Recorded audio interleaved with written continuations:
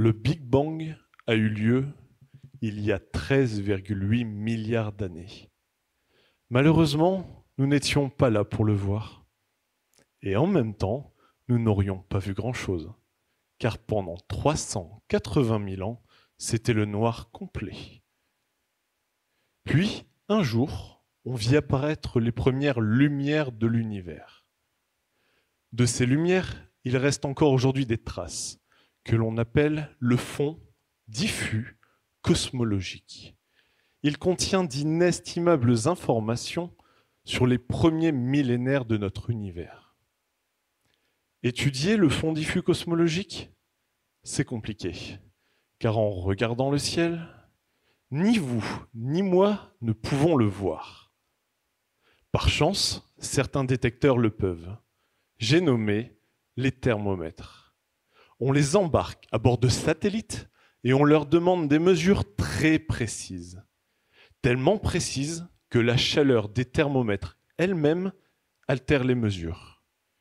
Il faut donc les refroidir à une température proche du zéro absolu, soit moins 273,15 degrés Celsius. C'est là que ça devient technique. Mais alors, comment faire? Prenons une boîte et introduisons d'un côté un groupe d'hélium 4. Oui, celui qui sert à gonfler les ballons. Et de l'autre, un groupe d'hélium 3, un variant de l'hélium 4. Au début, chacun reste de son côté. Pourtant, très vite, je force certains hélium 3 à rejoindre le groupe des hélium 4, ce qui leur demande beaucoup d'énergie. Cette énergie, ils la puisent dans leur environnement, sous forme de chaleur, ce qui contribue au refroidissement de mes thermomètres. Puis, je vide la boîte, ce qui permet à de nouveaux groupes hélium 3 et hélium 4 d'y entrer.